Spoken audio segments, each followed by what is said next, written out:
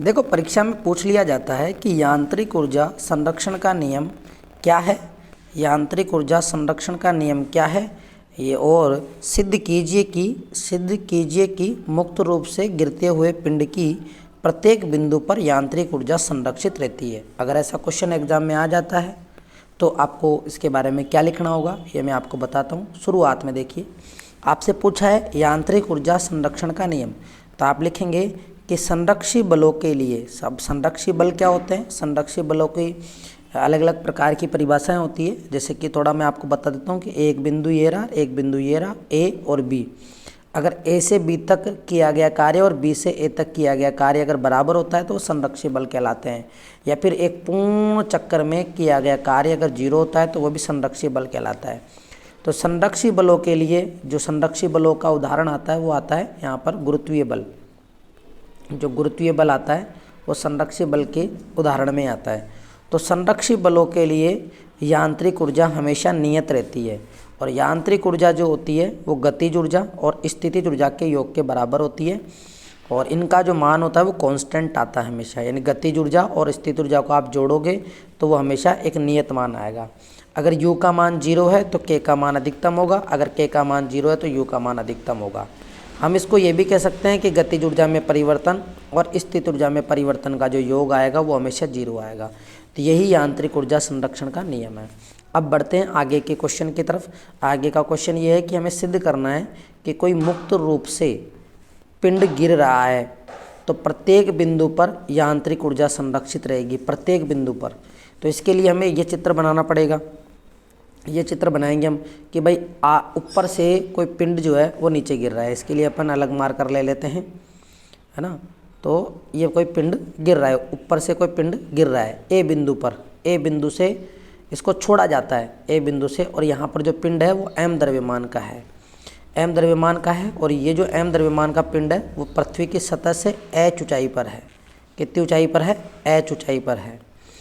अब जब इसको विराम अवस्था से छोड़ा जाता है तो हम ये तो जानते हैं कि जब विराम अवस्था से छोड़ते हैं तो u का मान जो होता है वो 0 होता है। u का मान कितना होता है? यहाँ पे 0 होता है। जब इसको छोड़ेंगे तो गतिज ऊर्जा, क्योंकि गतिज ऊर्जा में तो वेग पे डिपेंड करती है, वेग पे डिपेंड करती है। तो हम यहाँ पे पहले अपन देखते हैं कि जब अगर अपन विराम अवस्था में अगर ए बिंदु पर पकड़ते हैं तो यांत्रिक ऊर्जा जो होगी वो होगी ई ए बराबर के ए प्लस यू ए, ये होगी के ए प्लस यू ए।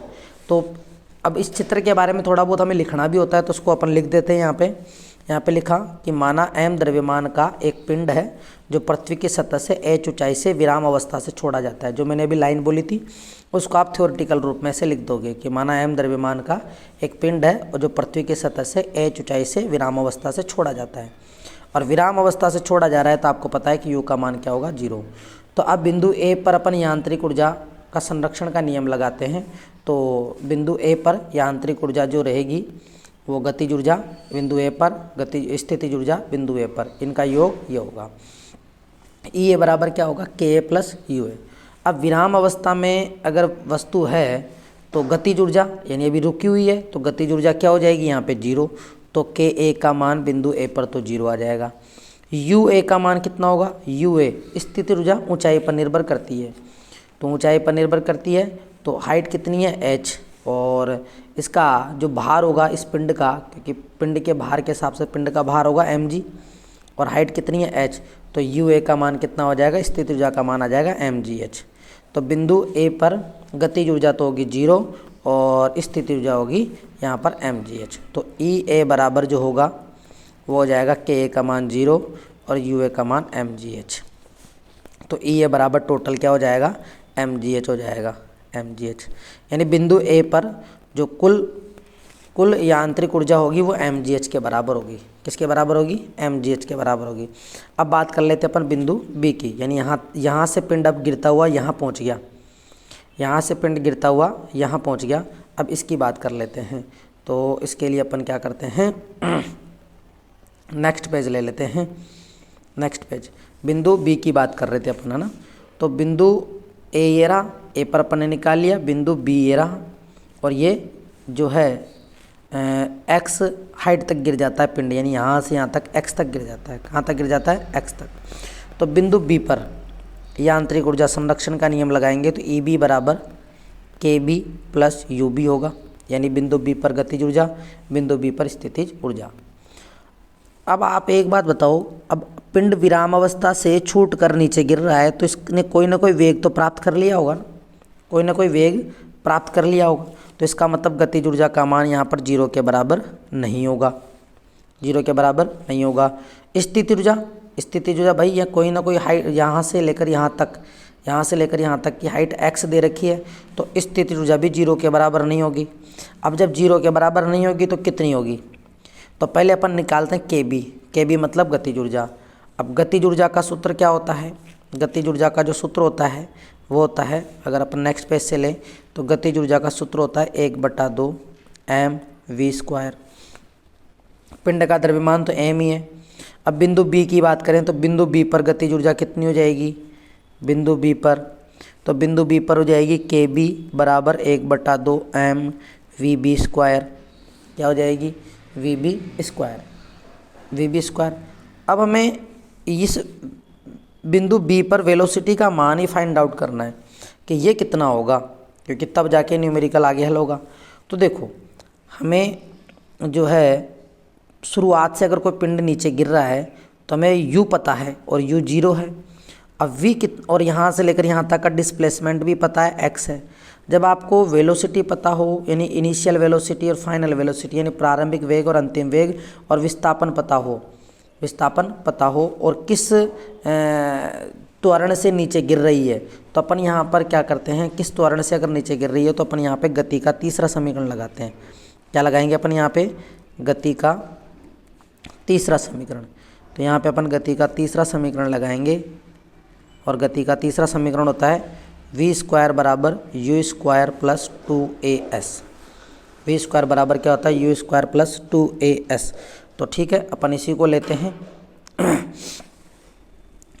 तो v² बराबर u² प्लस 2as है ना, तो हमें पता है कि u जो है वो तो 0 है और विस्थापन x जो है, s जो है वो x के बराबर है, और जो a त्वरण जो है वो गुरुत्वीय त्वरण होगा, क्योंकि गुरुत्वीय बल की वजह से नीचे गिर रही है। तो हमारा जो समीकरण बन जाएगा वो बन जाएगा v² बराबर u² की जगह 0 प्लस 2a की जगह g और s की जगह s 2gx। क्या बन जाएगा? ये 2gx। तो ये वेलोसिटी अपन निकाल रहे हैं बिंदु बी पर, तो बिंदु बी पर तो vb² बराबर आ जाएगा 2gx। आ गया 2gx। vb² बराबर क्या आ गया? 2gx। अब इसका मान उठा के अपन रखेंगे समीकरण, जो अपन ने जो गतिज ऊर्जा का फॉर्मूला लिखा था, वो जो फॉर्मूला था ना kb बराबर 1/2 mvb², तो इस मान को उठा के हम यहाँ रखेंगे। तो रखते हैं, नेक्स्ट पेज में लेते हैं। तो गतिज ऊर्जा बिंदु बी पर आ जाएगी 1/2 m bb का स्क्वायर किसके बराबर आ रहा है? 2gx के। तो देखो इस 2 से ये 2 इस 2 से ये 2 कट जाएगा, तो क्या बचेगा? kb बराबर बचेगा mgx।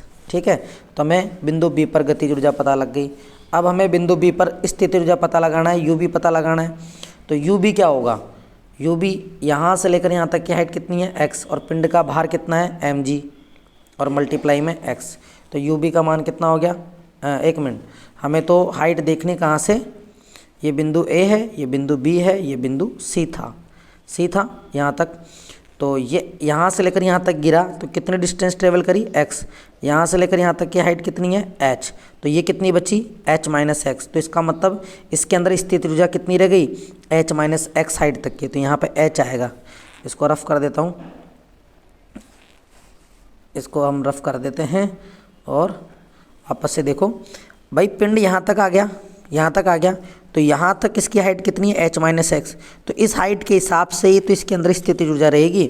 तो u भी जो होगा वो होगा mg, और यहाँ से b बिंदु से लेकर c बिंदु तक जो हाइट होगी वो होगी h माइनस एक्स।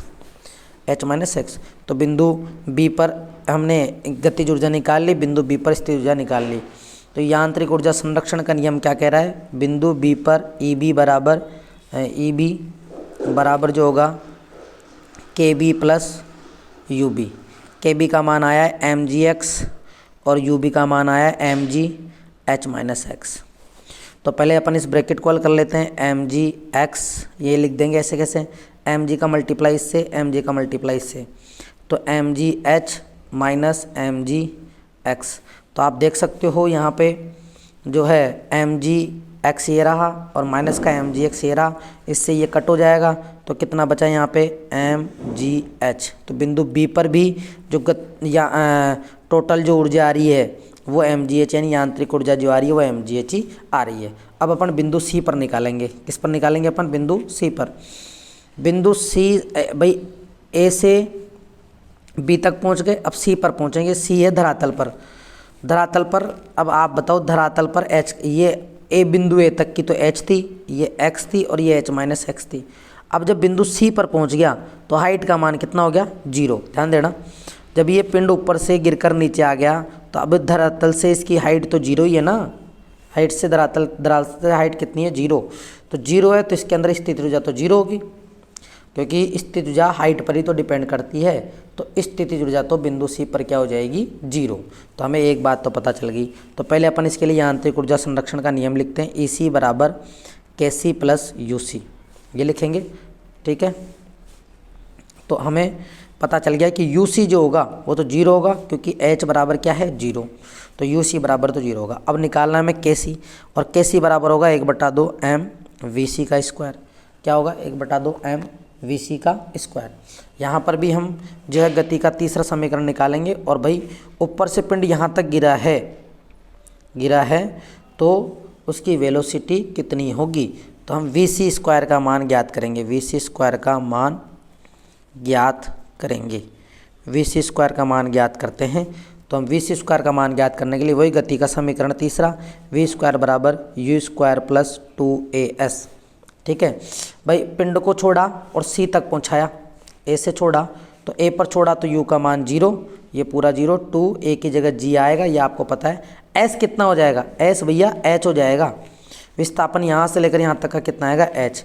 तो वी स्क्वायर बराबर जो आएगा वो आएगा 2gh, वी स्क्वायर बराबर 2gh आएगा। कितना आएगा, 2gh आएगा, वी स्क्वायर आ गया।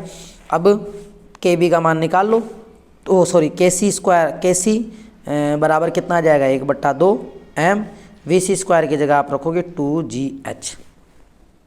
क्या रखोगे, 2gh रख दिया। यहाँ तक रखने के बाद में अब यांत्रिक ऊर्जा संरक्षण का नियम क्या था, ई सी बराबर के सी प्लस यू सी, के सी प्लस यू सी। पहले इसको पूरा हल कर लेते हैं। देखो जो पहले अपन ने किया था वैसे ही है, इस 2 से ये 2 कट जाएगा तो ये बचेगा एम जी एच। तो के सी का मान तो आप लिख दो एम जी एच और यू सी का मान लिख दो 0। तो ई सी बराबर क्या आएगा हमारे पास वापस से एम जी एच। तो आप देख सकते हो, आपको मैं बता देता हूँ शुरुआत से। भाई हमने बिंदु ए पर निकाला, तो बिंदु ए पर जो यांत्रिक ऊर्जा आई वो एम जी एच आई, समीकरण नंबर 1 हो गया।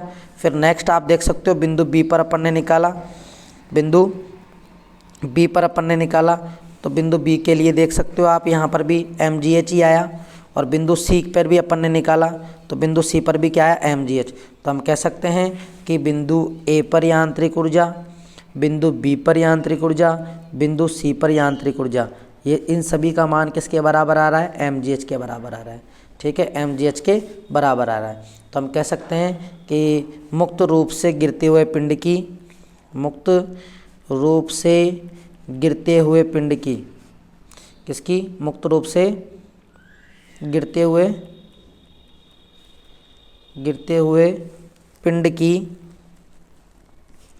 पिंड की यांत्रिक ऊर्जा संरक्षित रहती है। यांत्रिक ऊर्जा कैसी रहती है, संरक्षित रहती है, संरक्षित रहती है। ये हो गया हमारा प्रूफ। तो ये बोर्ड एग्जाम में पूछा जाता है, इम्पोर्टेंट क्वेश्चन है, ध्यान दो, बहुत इम्पोर्टेंट क्वेश्चन है। बार बार आपसे जो है आपके वार्षिक परीक्षा में, अर्धवार्षिक परीक्षा में पूछा जाता है। तो इस क्वेश्चन को आप अच्छे से तैयार कर लें। और आपको ये वीडियो कैसा लगा ये आप कमेंट बॉक्स में ज़रूर बताएं।